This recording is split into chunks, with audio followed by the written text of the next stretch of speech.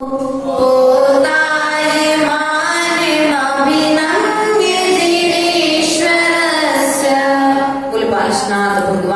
की परम पूज्य आचार्य गुरुवर्य स्वामी विभव सागर जी महाराज की अहिंसामय विश्व धर्म की चलते हैं। आचार्य भगवंत कुमुद चंद्र स्वामी के चरणों में भगवान पार्श्वनाथ जी की स्तुति करते हैं। उन्होंने इस पार्श्वनाथ स्तोत्र अर्थात कल्याण मंत्र स्तोत्र, कल्याण का अर्थ मंगल को देने वाला, शुभ को देने वाला, सभी जीवों का अच्छा करने वाला स्रोत, जीव मात्र के प्रति भक्ति भावना से भरा हुआ है स्रोत, अर्थात भक्त को भगवान बनाने वाला। क्योंकि भक्त हो और भक्ति ना हो, भगवान हो और भक्त ना हो, तो दोनों का महत्व बताने वाला कौन होगा? भक्त होगा तो भगवान का ज्ञान होगा, और भगवान होंगे तो हमें अपने अंदर में जो भक्ति उसका ज्ञान हो जाएगा।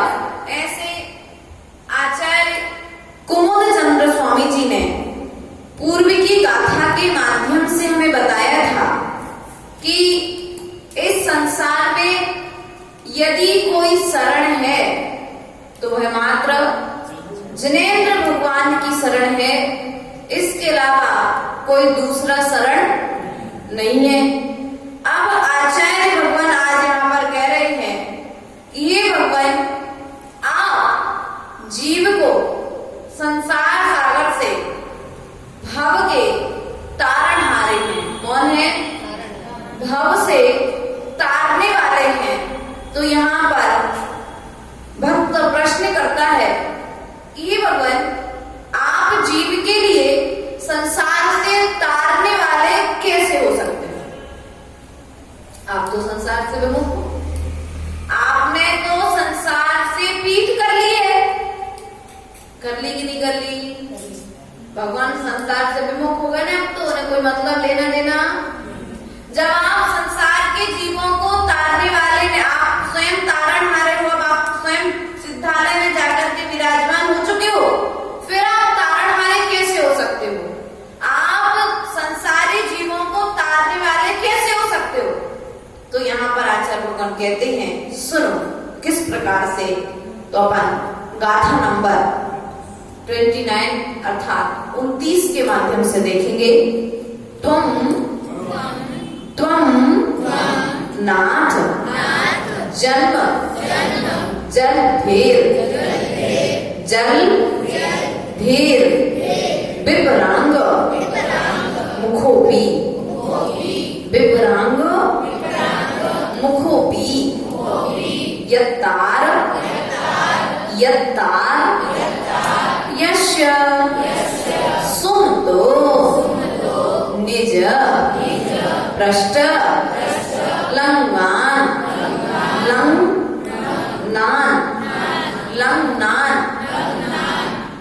युक्तम ही पार्थिव निपश्य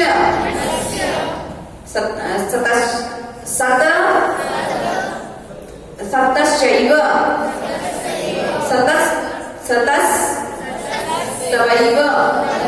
सतस्तवैव चित्रं विभो यदसि कर्म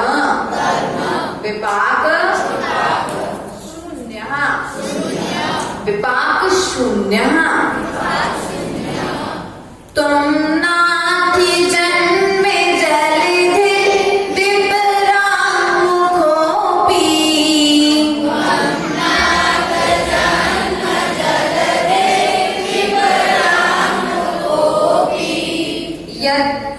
यत्तार्यश्च सुमितो निज भ्रष्टि लंगान निज भ्रष्टि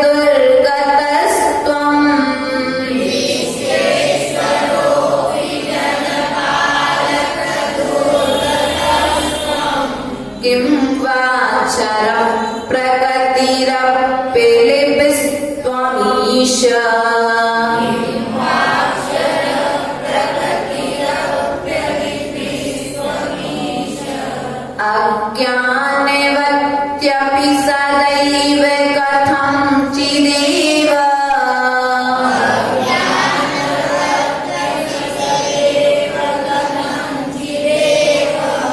ज्ञानत्वदि स्फुरति विश्वविकास हेतु।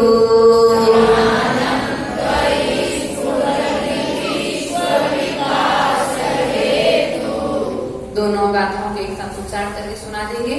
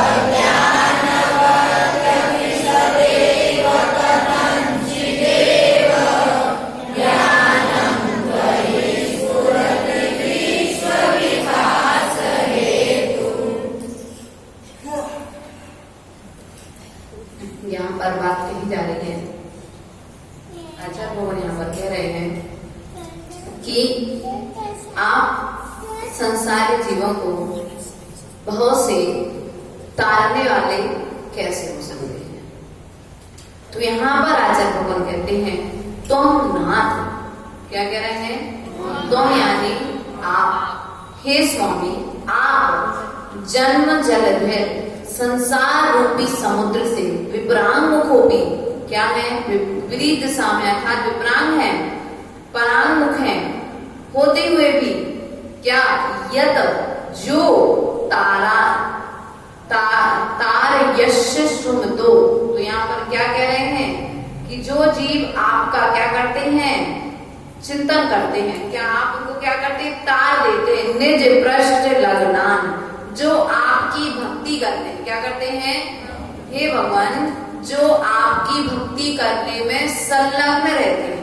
कौन कैसे रहते हैं, आपकी भक्ति करने में संलग्न रहते हैं, आप उनके साथ क्या करते हो, उन्हें तार देते हो।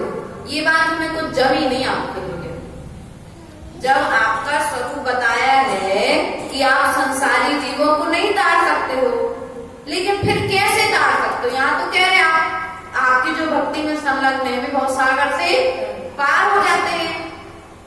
तो आचार्य भगवान यहाँ पर कहते हैं कि पार्थिव निपश्य सतः, जिस प्रकार से पका हुआ घड़ा, मिट्टी का घड़ा देखा, यदि मिट्टी का घड़ा कच्चा है तो क्या होगा, हाथ लगाने पे, लेकिन यदि आग में उसे पका दिया गया है, उसी प्रकार से जो जीव तत्पर आपकी भक्ति में लगा हुआ है, तत्पर है, वह जीव भी क्या होता है, अपने तीव्र कर्मों की निर्जरा करता है और वह भी संसार से पार, वह भी तप के द्वारा, किसके द्वारा, तप के द्वारा अपने आप को तपाता है, कर्मों को जड़ा देता है। और आपका आश्रय ध्यान के लिए तो कुछ तो चाहिए ना, आश्रय लेने के लिए, तो किसका आश्रय लेगा, भगवान का आश्रय लेगा।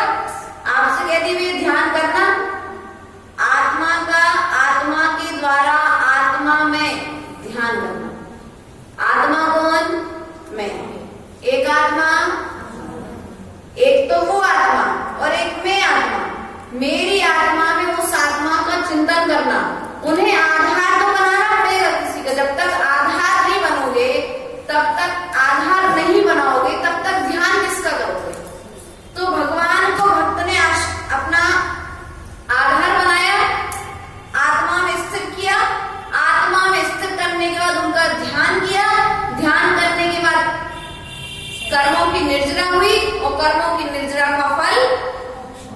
मोक्षार्थ कर्म सूर्य तमस्व से। तो यहाँ पर एक घड़े का उदाहरण दे रहे, किसका? माटी का जो कलश होता है, यदि वह माटी का कलश अग्नि पाक में पका हुआ हो तो वह कलश यदि नदी में डाल दिया जाए, कैसा? पका हुआ घड़ा नदी में डाल दिया जाए, उल्टा डालोगे कि सीधा डालोगे? सीधा डालोगे तो वो भी डूबेगा। और तो कसायों सहज यदि तुम सोचो कि मोक्ष चले जाओ तो कसायों के भार के भी लगे हुए, वो परिवार का भार नहीं है, राग का भार है। किसका भार है? राग का भार है, कसाय का भार है। कसाय से रहित हो जाओ। किससे? कसाय से रहित हो जाओ। क्या किया? एक भक्त ने भगवान को अपने अंदर में आश्रय दिया, तो भगवान कब आए? जब उसने अपने अंदर की कसायों को, क्या करते हो? जब चौका लगाते हो, महाराज जी माता जी को बुलाते हो, तो क्या करते हो? पहले से घर की सफाई करते हो। बिना सफाई किए हुए खुद जैसे चाहे मेरा यहाँ हो, लेके साधु आना है, संत आना है, महाराज जी माता जी को आना है, तो विशेष सफाई, विशेष व्यवस्था, रोज सफाई रखते। ऐसा नहीं गंदगी में रहते, लेकिन फिर भी कहीं कुछ प्रमादवश रह ना जाए कचरा, तो कोने कोने का कचरा।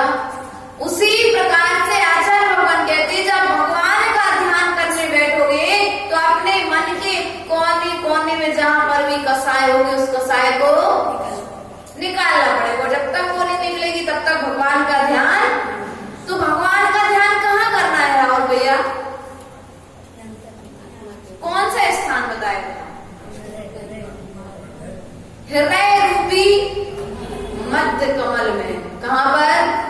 हृदय रूपी मध्य कमल में भगवान को क्या करते? हृदय रूपी कमल में मध्य भाग में भगवान को विराजमान करना हो, विराजमान करके उनका ध्यान करना है। तो यहाँ पर आचार्य भगवान कहते, जैसे वह पका हुआ घड़ा यदि उल्टा नदी में डाल दिया जाए और उसके ऊपर कोई व्यक्ति बैठ जाए, आप भले ही संसार से चले गए हो, कसायों से रहित हो गए हो, सब कुछ हो गए हो, लेकिन फिर भी आप हमें तारने वाले हो। जिस प्रकार से वो पका हुआ घड़ा हमें एक किनारे से दूसरे किनारे ले जाने में सक्षम है। अरुण कुमार जी, समझ में आ रही बात? अपनी क्या ना, भगवान तो कुछ देते ही नहीं है भैया, उनकी भक्ति का प्रभाव इतना है, उन्हें देने की आवश्यकता कहाँ है? उन्हें देने की आवश्यकता ही नहीं, उनका प्रभाव ही इतना है कि उनके आश्रय में आने से, उनके चरण शरण में आने से सब कुछ क्या हो जाता है? बाधाएं सब। लेकिन अब भगवान की शरण में आने से घटना घट जाएगी। कौन सी? घर छूट जाएगा, परिवार छूट जाएगा। इस स्वभाव में तो मिल गया तो मिल गया, यदि मुनि बन गए तो अगले भाव में सब कुछ मिलने वाला, ये सब कुछ मिलने वाला, ये घटना घट जाएगी आपके साथ। मंदिर आने का प्रभाव है ये। भैया क्या घटी घटना? हमारा तो घर ही छूट गया, मंदिर गए तो अच्छा हुआ कि बुरा हुआ? ऐसे ऐसे भी जीव हैं, एक बार मंदिर गए और दोबारा फिर वापस। अंतरंग सागर जी को बोलते हुए गए तो वापस। इसलिए विचार करो, भगवान भले ही संसार की ओर मुख नहीं किए हुए हैं, संसार की ओर उनकी दृष्टि नहीं है, लेकिन फिर भी वो हमारे कल्याण में सहयोगी है। उनकी भक्ति, भगवान कुछ नहीं करेंगे, भगवान कुछ देंगे नहीं और भगवान कुछ लेंगे नहीं। ना उनको तुमसे कुछ चाहिए है, ना उनको तुम्हारे लिए कुछ देने की इच्छा है क्या? लेकिन फिर भी हम भक्ति करे जा रहे हैं। तो कुमुद संत स्वामी कहते हैं, ऐसा होगा यदि तुम भक्ति करोगे संसार सागर से जल्दी भाव से पार होना है कि दूसरे भाव में जाना है? सभी प्रकार के एक भाव से दूसरे भाव की जो परंपरा चली आ रही है, आचार्य भगवान कहते हैं ये परंपरा तो ऐसी है कि पुराना कपड़ा हुआ तो उतार करके अलग कर दिया, दूसरा नया कपड़ा पहन लिया, एक पर्याय में आए शरीर जीर्ण शीर्ण हुआ, आयु कर्म समाप्त हुआ, दूसरी पर्याय में गए नया शरीर मिला, फिर वहां की आयु कर्म समाप्त हुआ, तीसरी पर्याय में गए वहां का नया शरीर मिला, पुराना हुआ, आयु कर्म समाप्त हुई, फिर चौथा। इस परंपरा को रोकने के लिए भगवान क्या कह रहे हैं? क्या करो, क्या करोगे इस परंपरा को रोकने के लिए? भगवान की भक्ति करनी पड़ेगी, भगवान की भक्ति का आश्रय लेना पड़ेगा। जब तक भगवान की भक्ति का आश्रय नहीं लोगे तब तक भवसागर से पार। भैया जिसको समय सान नहीं आता उसे नमोकार मंत्र तो आता है, जिससे नियम सान नहीं आता है उसे हाथ जोड़ना तो आता है, जिससे कोई बड़े बड़े ग्रंथ नहीं होते आते उसे नमस्कार करना तो आता है। भैया नमस्कार कर रहे, कोई समय साल की भाषा नहीं बता रहे हैं, बता रहे क्यों? कोई समय साल पढ़ने की बात नहीं कही जा रही, मात्र नम्रता पूर्वक भगवान के चरणों में झुकने की बात कही जा रही है। कैसे? विनय पूर्वक भगवान के चरणों में समर्पित होने की बात यहाँ पर नहीं जा रही है, और हम तब भी ना हो पाए तो हाँ, इससे सरल उपाय भक्ति में वो ताकत है। पिंडी फटी दर्श तुम पाया, चंदा प्रभु भगवान समंत्र भद्र स्वामी, समंत्र भद्र स्वामी भगवान का दर्शन किया, कोई समय साल का चिंता नहीं किया था, भक्ति करने बैठ गए थे। भगवान अब तुम ही सहारे हो, तुम्हारे अलावा कोई दूसरा मार्ग में सहारा मान तुम तो स्वामी बैठ गए कारागृह में, बंद कर दिया गया उन्हें 48 तालों में बैठ नहीं गए, तालों में बंद कर दिया गया, और तालों में बंद कर दिया गया तो क्या किया? कोई समय साल पढ़ने नहीं बैठे, वो भगवान की भक्ति करने बैठ गए। क्या करने बैठ गए? भक्ति करने बैठ गए, भगवान के चरण का आश्रय ले लिया। भगवान अब आपके अलावा मेरे संसार में कोई शरण नहीं। लेकिन हम यदि संसारी जीव होते मान तुम किसे तो क्या करते? और उस समय तो फोन भी नहीं था। सबसे पहले नंबर जो सबसे प्रिय होता उसे फोन लगा देते, और फोन नहीं लगता तो फोन को फेंक देते।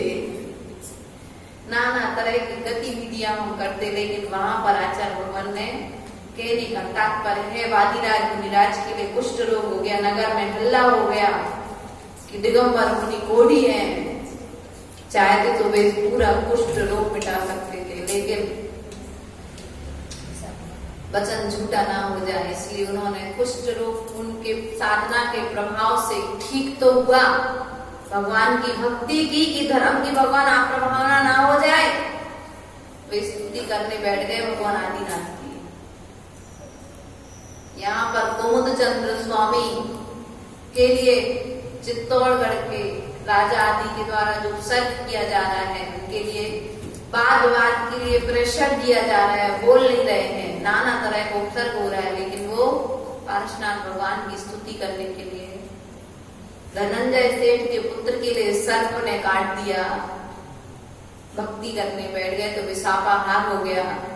भक्तांबर मान तुमने भक्ति करी तो भक्तांबर हो गया, कुमुद चंद्र स्वामी ने भक्ति करी तो कल्याण मंदिर हो गया, और हम और आप भक्ति करेंगे तो संसार सागर से पार कोई ना कोई स्रोत तो बन ही जाएगा।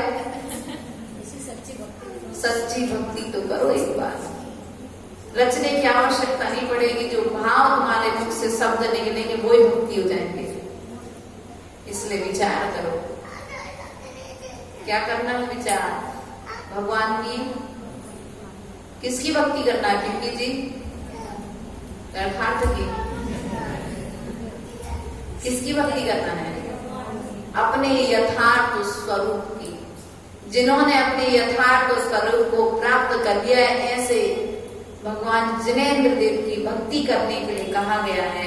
ऐसे भगवान हमारे लिए भव सागर से पार करने वाले हैं। इस दूसरे काव्य में यहाँ पर बताया गया, हे भगवान आप संसारी जीवों के लिए पार करने वाले, क्या है, पार करने वाले हैं। तो यहाँ पर कहा गया कि आप सभी प्रकार के कसायों से, किससे रहते हैं, सभी प्रकार की कसायों से रहित हैं। आप सभी ओर से अज्ञानी होते हुए भी, कैसे होते हुए, भगवान ज्ञानी है क्या, ज्ञानी है, लेकिन कहीं कहीं पर कहा जाता है अपना ज्ञान मत लगाओ। तो आचार्य भगवान क्या कह रहे हैं यहाँ पर, जो भगवान है अज्ञान वक्त्यपि सदैव कथंचिदेव ज्ञानत्वदिस्फुरत् विश्व विकास हेतु, विचार करना है। हे भगवान आप जीवों को पालनहारे हैं, पालन करने वाले